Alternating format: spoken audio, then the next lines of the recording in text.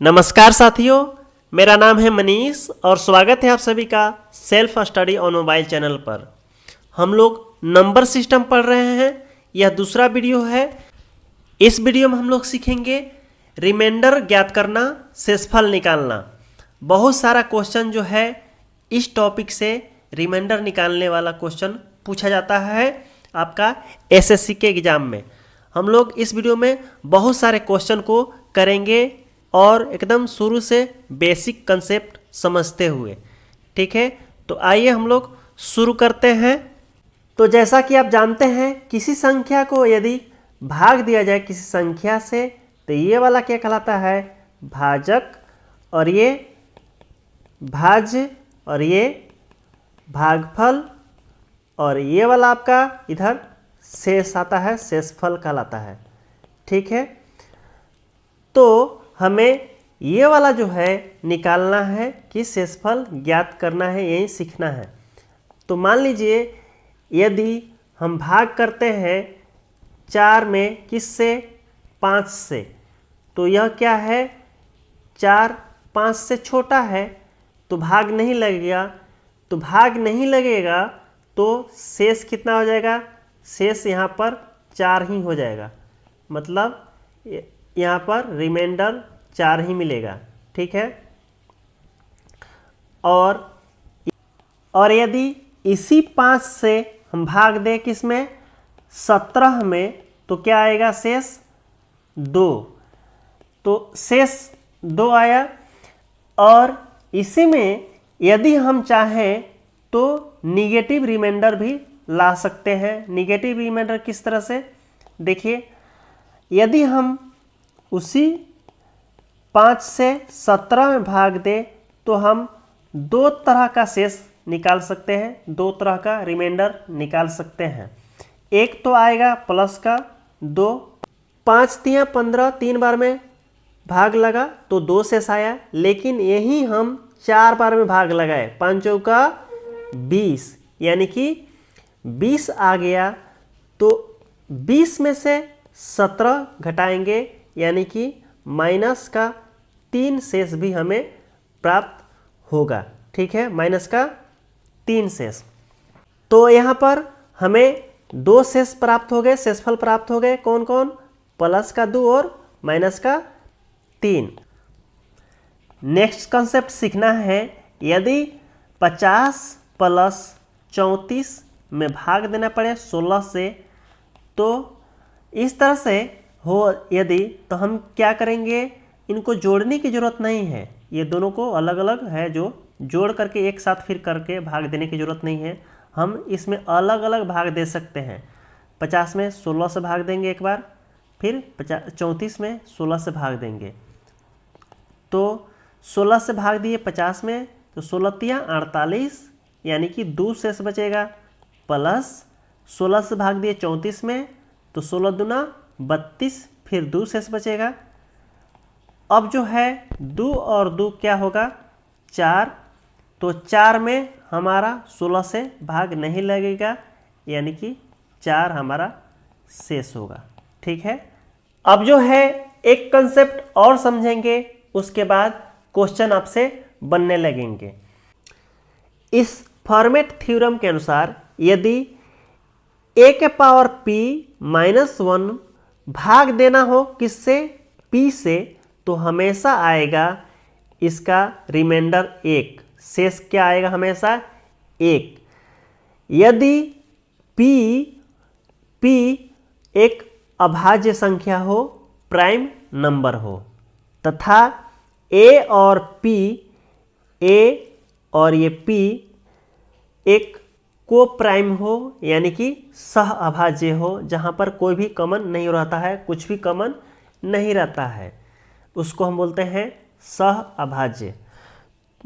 तो सह अभाज्य का एचसीएफ हमेशा क्या होता है? 1 होता है। सह अभाज्य संख्याओं का एचसीएफ क्या होता है?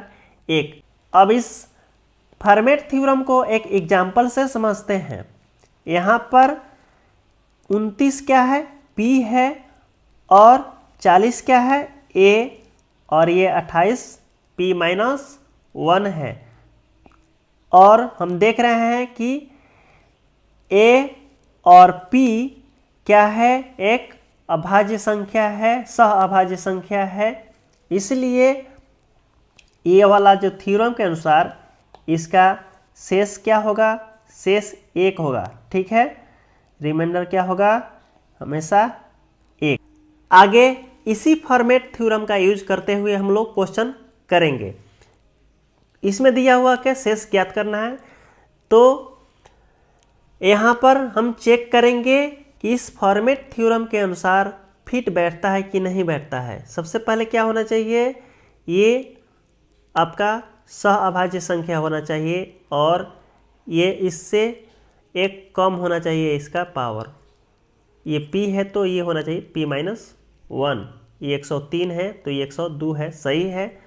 और 38 और 103 ये आपका सह अभाज्य भी है। ठीक है, तो ये वाला थ्योरम के अनुसार देखते हैं इसका आंसर क्या हो जाएगा, रिमाइंडर 1। ठीक है, अगला जो दिया हुआ है यहाँ पर इसको भी चेक कीजिए। ये p है तो ये p-1 है, 30 है। अब ये दोनों जो है आपका 64 और 31 क्या है, आपका सह अभाज्य है, तो इसका भी आंसर आपका क्या हो जाएगा, 1 रिमाइंडर। ठीक है, ये सभी क्वेश्चन एसएससी के प्रीवियस ईयर के एग्जाम हुए हैं उसमें से लिए हैं। तो देखिए ये वाला हम लोग क्वेश्चन ऑलरेडी कर चुके हैं, इसका आंसर अभी अभी निकाले हैं। कितना आंसर आएगा इसका, यह -1 आएगा, -1 का पावर 200 है तो 200 पॉजिटिव हो जाएगा, सम संख्या है तो यानी कि 1 इसका आंसर आ जाएगा। ठीक है, अभी अभी हम लोग किए इसको। अगला क्वेश्चन यहाँ देखिए, 25 का पावर 25 है और भाग देना है 26 से, तो यह हो जाएगा -1 का पावर 25। तो -1 है उसका पावर है एक विषम संख्या, तो यह माइनस ही होगा, यानी कि यह जो है शेष माइनस में आ रहा है, माइनस नहीं होगा, हमको प्लस में उसको करना पड़ेगा, पॉजिटिव करना पड़ेगा। तो 26 में से 1 घटाएंगे यानी कि 25 इसका आंसर होगा। ठीक है, तो ये सभी क्वेश्चन अभी अभी कर चुके हैं हम लोग, ये बिल्कुल आसान है। अगला क्वेश्चन यहाँ देखिए, 77 का पावर 77 प्लस 77 है, भाग देना है 78 से, तो इसमें हम भाग देंगे 77 में तो माइनस का 1 होगा, उसका पावर 77। यहाँ पर क्या होगा, 77 में भाग देंगे तो माइनस का 1 होगा, और ये -1 का पावर 77, इसका मतलब है कि -1 ही होगा, 77 एक विषम संख्या है। और यहाँ पर -1 बटा 78, -1 और -1 क्या हो जाएगा, माइनस का 2, तो माइनस का 2 यहाँ पर रिमाइंडर आ रहा है, तो माइनस का हम रिमाइंडर नहीं रखेंगे, इसको पॉजिटिव में बदल देंगे। तो पॉजिटिव में क्या हो जाएगा, 78 में से माइनस का 2 घटाएंगे यानी कि 76 इसका आंसर सही होगा। ठीक है, अगला क्वेश्चन देखिए, इसमें रिमाइंडर ज्ञात करना है।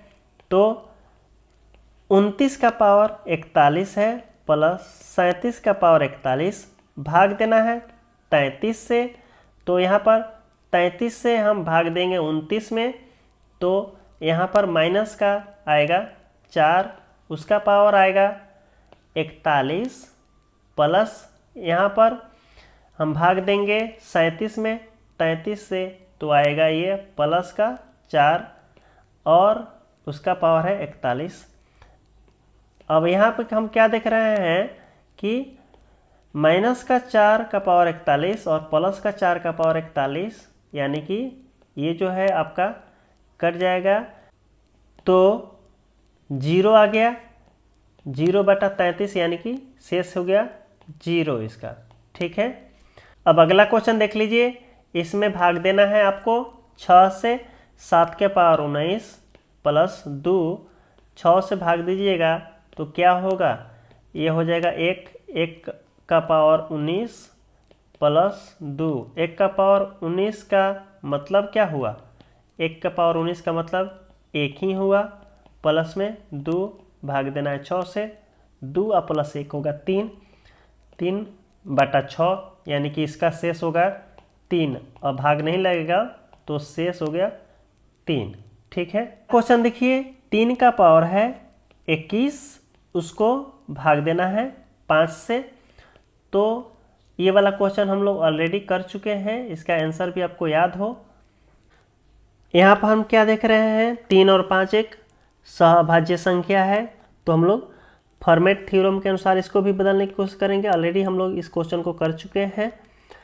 5 से भाग देना है तो हम क्या करेंगे, ये हो गया a, 3 क्या है a है, तो a के पावर n-1 यानी कि 3 का पावर 4 आना चाहिए, तब ये होगा।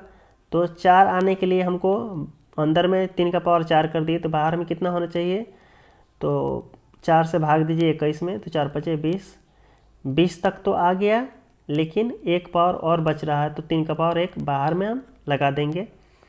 तो इसका वैल्यू क्या होगा, 1 हो गया फॉर्मेट थ्योरम के अनुसार। p से भाग देना है, a के पावर p-1 है, तो 1 हो गया, और 1 गुना 3 का पावर 1 यानी कि 3 इसका शेष आ गया। ऑलरेडी हम लोग किए हुए हैं इसको। यहाँ कह रहा है 2 का पावर 18-1 किससे विभाज्य है, तो 2 का पावर 18 -1 को लिखा जा सकता है 2 का पावर 3